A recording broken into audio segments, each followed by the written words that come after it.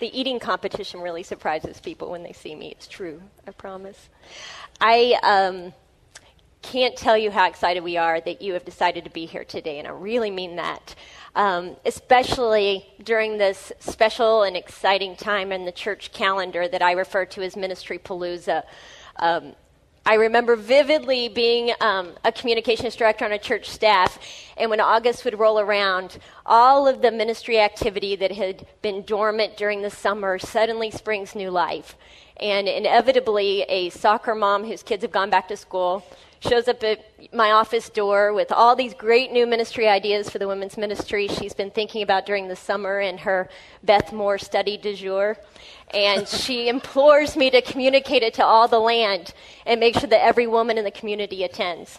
So I understand that right now your body is here, but your mind may not be entirely here. And I appreciate that. But it speaks volume that you have decided to come to MinistryCOM. And it says a lot about how you see your role as a minister, and I appreciate that.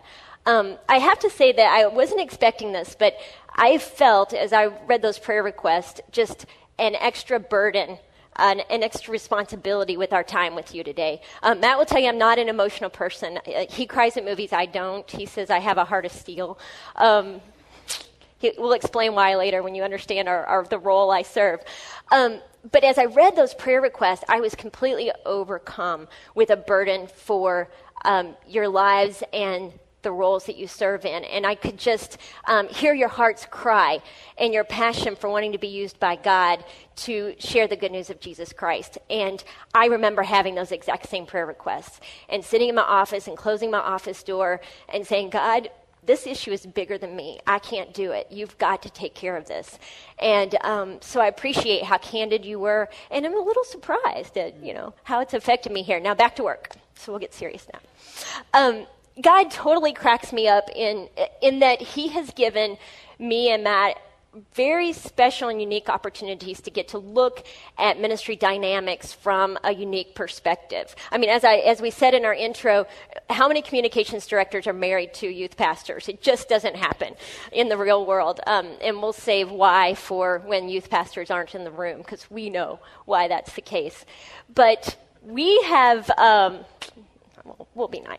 But Matt and I have been ministry partners for about 10 years now in different scenarios. We started our ministry careers together, really, at a mega church in Indianapolis that about 2,000 people called their church home. And Matt was the student minister, and I was the director of communications. And it was in those ministry roles that we got to work a lot together. And over time, we became good friends and ultimately fell in love and got married. Now, I need to say this caveat. In the next half hour, we're going to be half hour to 40 minutes, we're going to be sharing with you some insights of how to improve relationships between the pastoral world and the support world.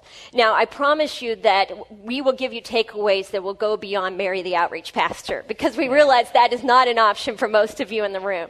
But marriage has certainly helped us in growing to understand better the perspective of the other world and appreciate it, and sometimes work better in it, sometimes it raises more challenges. But it has been a great opportunity for me to learn more about that world by being married to Matt. After being married for about a year, Matt felt a calling to start a new church movement, and he felt really called to a large city. And through a lot of prayer and through a lot of wild God things that transpired, about 2 years ago, we moved to the Miami area to start a church plant called the Pursuit Christian Church. And the Pursuit now we are getting ready to launch our third campus, and we have about 150 people who call the Pursuit their church home. And so God blows my hair back that he's given us the chance to get to see church in a mega church, 2,000 people, corporate kind of feel world, to the organic, let's go and figure out life and figure out people and figure out this new church world with a smaller environment. And then the most exciting and important ministry partnership we've ever embarked on began this summer when we became parents to Chase Garrig Mehaffey. We brought Chase home from Taiwan this summer. I love this picture. I think it looks like it'll be the cover of his CD album, his music album. Doesn't he look like a rock star? He'll be signing autographs at the Fishhook booth following the session, so you can go meet him. He is here today. But being a parent to Chase has obviously been, it has brought a whole new world of bringing spiritual development and communications together into the life of one little soul. I realize now that my mission field has narrowed down to one person, and I feel great responsibility with that. But in all of these ministry roles, as I reflect on them, I reflect on Matt and look at the way he looks at things, I'm just so excited that you guys get access to his big brains today. Because as I've watched him minister over the years, I've found that he tackles every single thing he does from a godly and passionate perspective. And he also does it in a way that shows how very much he needs my complementary gift set of organizing details and creating messages to help bring things to fruition. So I think what you're going to learn from his insights and some of the takeaways I'll share will be very beneficial to each of you today. Is that fair to say? Absolutely. All right. Anything else to add? I would just say also that working with Janie, even as a student minister for a long time, and her as the director of communications, I always really appreciated the fact that, sometimes you'd work with somebody in the church who, you got the fact that they kind of saw this as just a project, as a job, but I always felt like Janie wanted to come alongside, be the biggest cheerleader for me as a youth minister, and our youth ministry as a program, to make it the very best and to help as many students find their way back to God as possible. And so I'm equally excited that she's going to be here to speak to you guys and bring some real legs to some of the things that we're going to be talking about. Great. During our time with you today, we want to focus on the various roles that we each play in church leadership. And our hope is that you will come away gaining a new appreciation for the role you serve in and gain a new perspective for the roles of the other people on your church leadership team. We know as communicators that the key to effective communication is knowing and understanding your audience and speaking to them in the way that they listen best. And I think sometimes in the busyness, hurriedness of day-to-day communications, church communications life, we forget that sometimes our primary audience is the people we serve alongside, and that we have to slow down and adapt our message to that audience so that we can work together toward bringing the vision to fruition. Now, for clarification, today we're going to use the term pastor to refer to the people who serve the responsibility of spiritual leadership.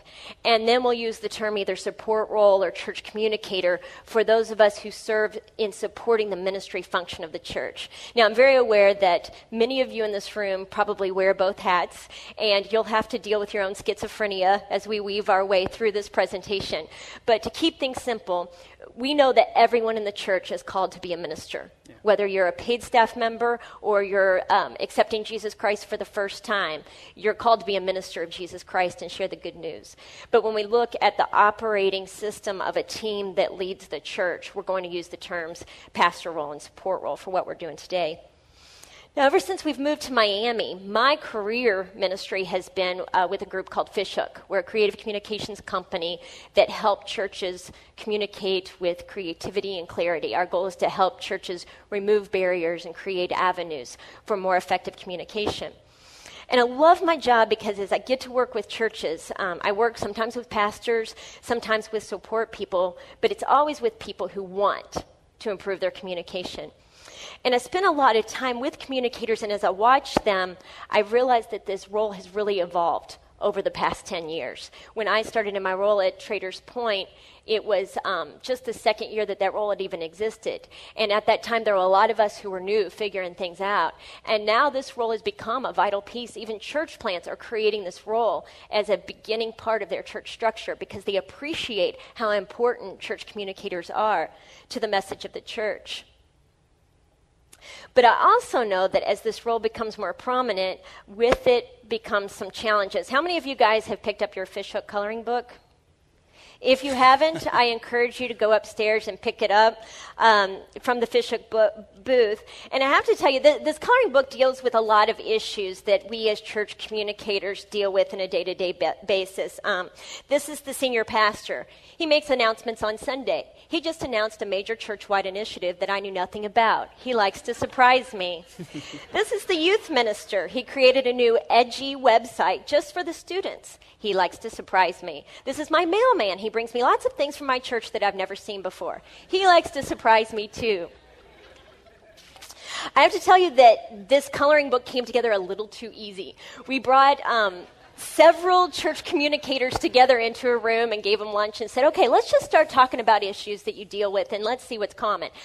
I'm talking like 10 minutes we had it done, because immediately everybody started saying what issues they dealt with, and everyone resonated with them right away. And so that's what we're going to talk about today, is the reason behind why those challenges happen. And we believe, and what Matt's going to share with us in some teaching time here, is that the reason for those challenges is that each of us on that church leadership team approach what we do from a unique perspective. And recently, Matt shared some really cool teaching as he was thinking about the roles on the team of the pursuit and where we're heading. And I really appreciated what he was saying from a biblical perspective. And I've asked him to share some of that insight today and how he looks at things from a pastor brain. And then we're going to interview him a little bit and pick a little bit more from our perspective of what we'd want to know, and then do some application of how we can run with that information from here. You know, when Janie asked me to come and be here with you guys today, I was a little skeptical. She said, you want to come alongside and speak with me and all this stuff. And I'm like, I don't know. I walked in the room, and I was looking for like a lead pastor dunking booth. Like you stand up in line, throw balls, and drop in the dunking tape or a dunking tank or just something. But I just want to say that I am absolutely honored to be here with you guys today. And I wanted to just encourage you and thank you for taking this time out to be here at MinistryCOM. We pastors are at conferences every other week, so it's about time you get your chance. And I am glad that you want to be a learner, and I'm glad that you want to grow in your role and to be the best that you possibly can be for God. And my hope is that today you can get a peek into my brain, see my strengths, see my weaknesses, maybe be able to see your lead pastor or other pastors in their perspective, because the goal should always be to take the vision and move it together in the same direction. And that's what we want to do today. Bow with me real quick. I just want to ask God to be with us as we talk here at this time. God, open our hearts, open our ears, even ours on stage. May you just speak directly to us, God. It is an honor to be serving in your kingdom. May we all do this together in unity. And Father, we just know that there's some turmoil out there. There's some frustrations. There's some conflict. God, may we be peacemakers. And may we be to look for unity and through Jesus on all of our teams, so more people can know Jesus too. In his name we pray. Amen. Here's the teaching time real briefly. I'm going to hit this really quick, and if you want to grab a pen, jot some stuff down here, you may want to do this. In the Old Testament, you will see very clearly God exercising his work through three particular offices: the prophet, the priest, and the king. The prophet is the big picture guy, right? The prophet is the guy who gets the big picture, who takes the message from God and brings it to the people. And then you have the priest. And the priest is the person who loves on and ministers to the people. And then you have the king, who takes the rule of God and brings it in a tangible way, in a systems way, to the earth, to the kingdom. And you will not find any single person in the Old Testament who is perfectly balanced in all three of these offices. You won't find that person. But then you'll see on a quiet, unsuspecting night about 2,000 years ago, where God empties himself into the person of Jesus Christ, who perfectly models all three of these offices for us. You'll see God, Jesus the prophet, who is speaking with this authority, the truth, and this new authority that was just leaving the scholars in the synagogue absolutely speechless. He came as prophet. And then you see Jesus as priest, who became a servant to all, and even reached to the edges of society, the most scandalous people, to help them find their way back to God. And you see Jesus modeling the king as he displayed for us in the most tangible way possible. Put flesh on the kingdom, on how we live as kingdom living people. And all we have to do is look at the life of Jesus and see the life that we were ultimately created for. We see him living as king. But what does it have to do with us today?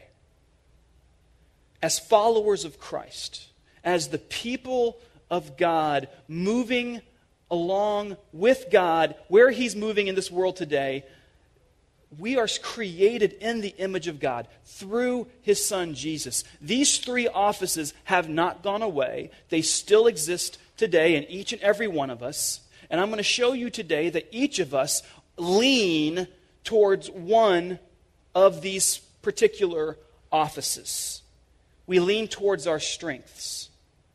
And I'd like to walk you through each of these offices in greater detail. And I think you'll be really easy to see where you fall. But what I'd also like you to do is to envision yourself sitting in your staff meeting. Okay? And I want you to kind of identify others around that table as prophet. Who are the prophets? Who are the priests? Who are the kings? So let's go into this. I'm going to go really quickly through these, so you might want to write very fast. First of all, let's look at the prophet.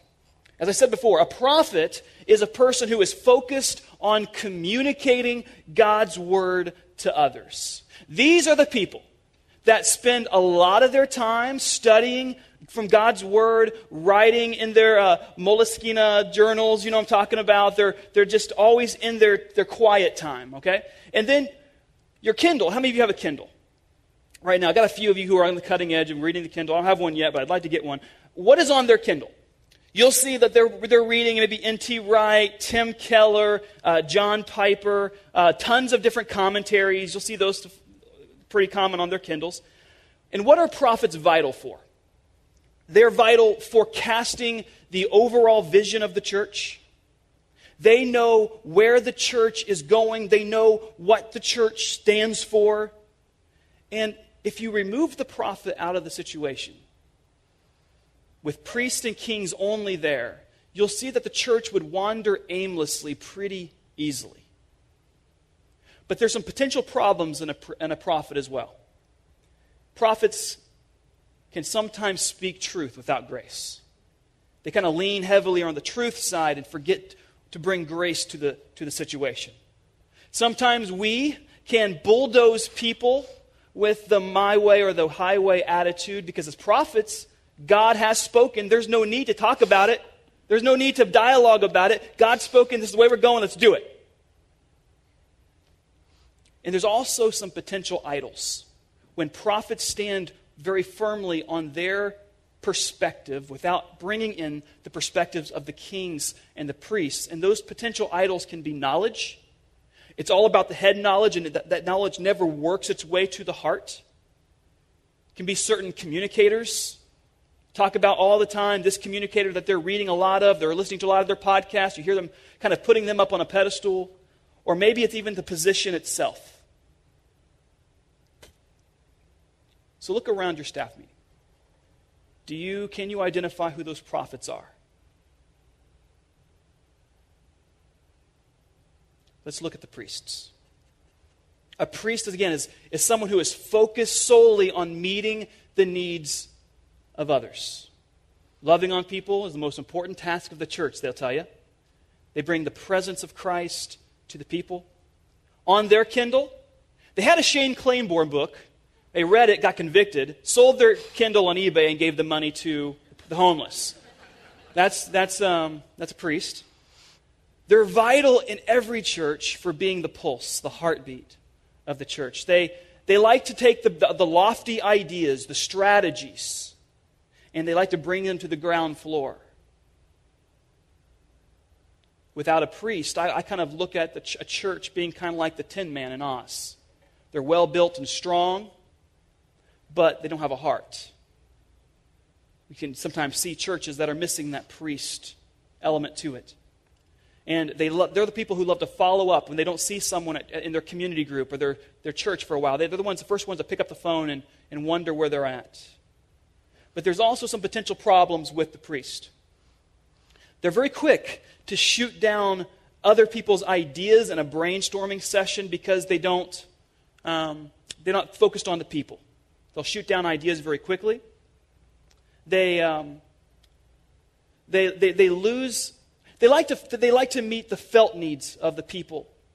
And oftentimes, that's not the root of the issue. The root of the issue is a sin problem, and they forget to bring along the fact that there's a sin problem there, and we need to bring the gospel into that situation. And sometimes speaking the truth hurts. Where the prophet leans too heavily on the truth without grace, they can lean too much on the grace side and not bring truth to the issue. And there's some idols here as well for the priests, and that can be, they're kind of a people pleaser. They just want to please everyone, and in doing so, nothing maybe gets done. So look around your staff meeting and identify who those priests are. And then there's the king.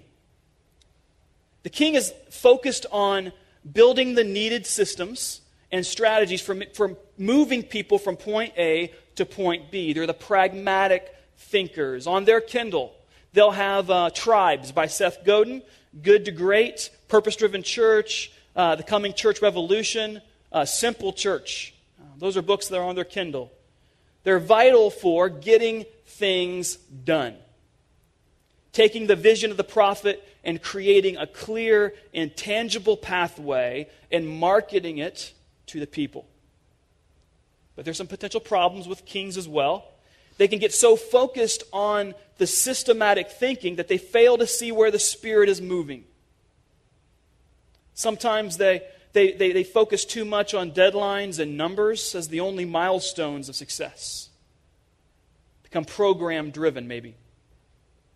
And some of the potential idols, if we forget as kings to see where the prophets are coming from or to see the perspective of the priests, is that our idols can become control. Or maybe past accomplishments. Who are the kings? Maybe you're looking in a mirror right now. Now, I find myself as the prophet. I'll be very clear about that. That's not a very hard thing to see about me. I'm definitely a prophet, and I would assume here, I'm going to make the assumption that most of our lead pastors in this room either are a primary prophet or have a secondary prophet.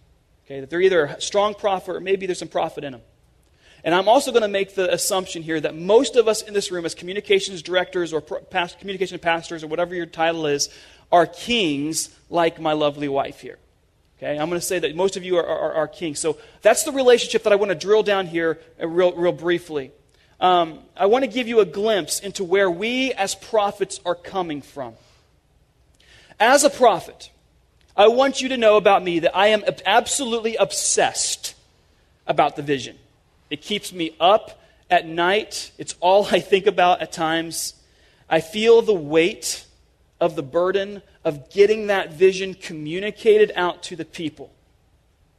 Here's the good news about me. I can see where the pursuit is going in the next 10 years. I can see very clearly where we're going. The bad news is, nothing else is on my radar. Nothing else is really bubbling up to the surface there. The pursuit, we're a multi-site church. We're about ready to launch our third campus here in 2010. I can vividly see, as we plant this church in downtown Miami, in this area called Brickell, I can see the young professionals from Venezuela and Brazil and Colombia and Cuba and in the States. I can see these people finding their way back to God. But also recently, our church communicator guru has had to remind me to get my message outline to her a lot more often recently. I got that other thing and the big idea, the big picture in my mind too much, and I'm forgetting to figure out the details. Also, as a prophet, I'm passionate about poring over God's Word. I'm that guy. And when I was a youth minister, when I was serving as a youth minister, I wanted so badly for students to get that. I wanted students to have that faith become theirs. So we created these events, the structure events, that we had worship services and small groups and retreats. And I was having this really difficult time getting our students to remember these events, to communicate these important things. I wanted them to get on their calendar. Sometimes they go in one ear and out the other. Parents, you ever had that problem with your student? But the problem, I found the challenge is that our church wasn't structured in a way that our church communication system got me much access to the people who really needed to get these things on the calendar, which were the parents. So that's as a prophet, that's some of the things that from my perspective. But again, we look at things differently, and I want to make sure you as kings get a chance to pick my brain here a bit. So I've asked Janie to ask me a few questions from your point of view about maybe from what my drill down a little bit. Well, the first thing that comes to mind as I hear you talking, as I heard you prepare, is that there are a lot of different ways I could see that I tend to be that king, as Matt said, that I can support you in your ministry and help you. But what are the most important things I could do? What's the greatest value I bring to your world in helping that vision grow those legs and become reality? Well, you just said, taking the vision, which, again, we're obsessed about, we want it to get to the people, okay? Don't think that we don't want that. That is exactly what we want, and we need our kings to come alongside of us and to put those legs on that vision. We need you to be looking just far enough ahead, to be seeing those details that need to get done and making sure that we're heading in that same direction of that original goal. We absolutely think that's absolutely vital. Now, we're a church that believes in the big idea. We also think that we want to communicate really one takeaway each week that all of our church and our kids and our students are all to kind of honed in on. We need our kings to be a champion of that big idea. Taking all of the messages that come in from soccer moms or whoever else and making sure that they reinforce the big idea of that week, protecting that big idea.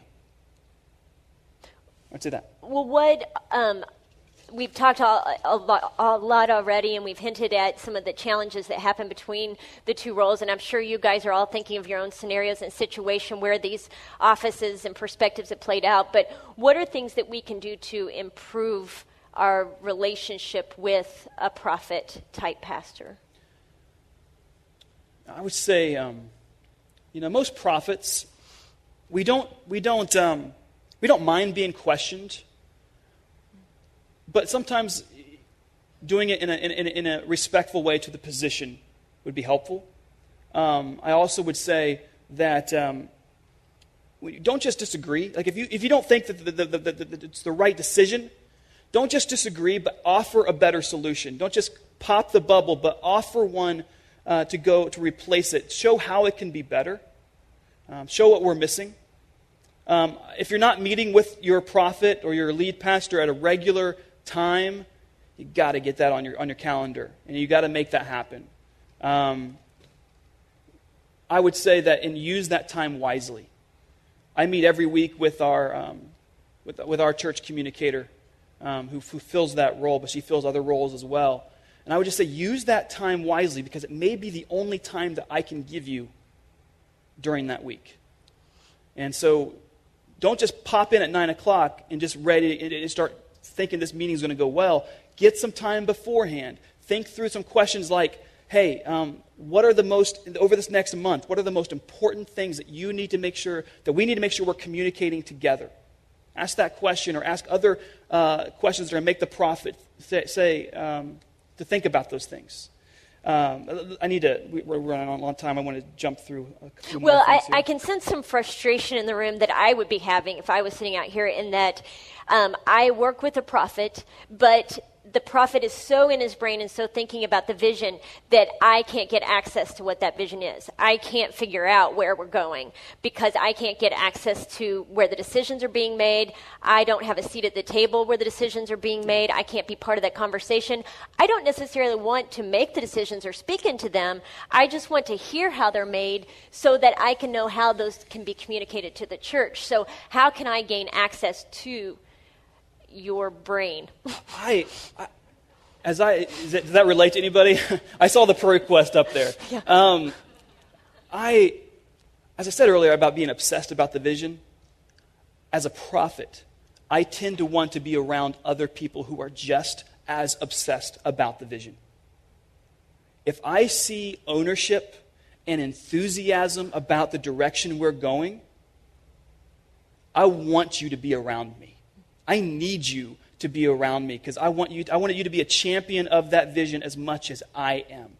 give you an example. Our church communicator, who's a part-time person, the other day, we did this project where some of the kings in our church came together and said, how can we get the big idea of the summer series outside of the walls of the church? And there was one king in particular who was a volunteer who just went above and beyond, did some really amazing things through a project that we did this summer and benefited a local foster care home in our area of Miami. And our church communicator came to me one Sunday morning, and we have this guy named Jeeves. Jeeves is this little butler that stands about this tall, who stands usually at people's front door with a little tray, and you drop your keys on, you know what I'm talking about? We use this as like a way to celebrate people who have gone above and beyond serving like Jesus. And we want to give Jeeves, and we bring him up and like a trophy for people to go home and they sign it. And Jennifer came up to me and said, Matt, Jeeves needs to go to Lois today. And it wasn't on my radar because I was thinking about my message for this Sunday. I wasn't even thinking about that. And I said, Jennifer, that is awesome. Because one of our core values is celebrating when we lead as we serve, when we show servant leadership in a real way. And she brought that to my attention. We honored Lois during that service, and it blew her away. Lois, I mean, she's a new follower of Christ. She had never been anything like this. It's a stupid little wooden Jeeves, and she was like almost in tears about it. It was a beautiful thing. I love to make people cry. And so Jennifer, I want to bring her along now more times like that and say, I need more things like that. I need you to be looking at the vision, how we can make it tangible today. And I guarantee you that will bring you more seats at that table and more times where I can just bounce ideas off of. I hope that.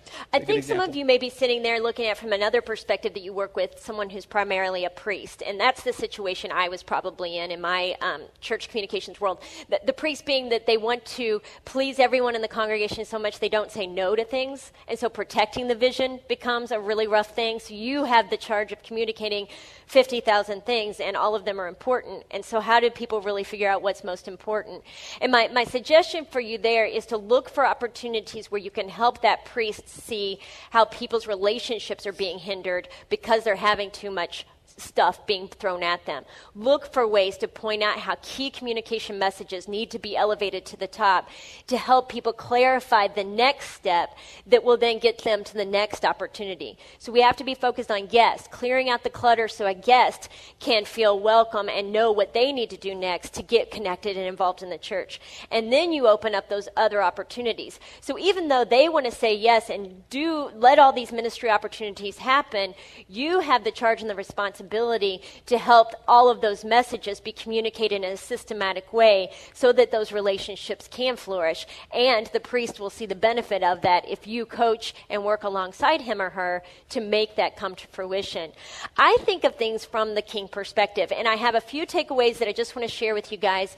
As I have seen the church communication role evolve, I have seen it work really well when the king is using that perspective to serve in their gifts and talents and interests to do what they are called to do and grow to appreciate and respect what the other roles are called to do.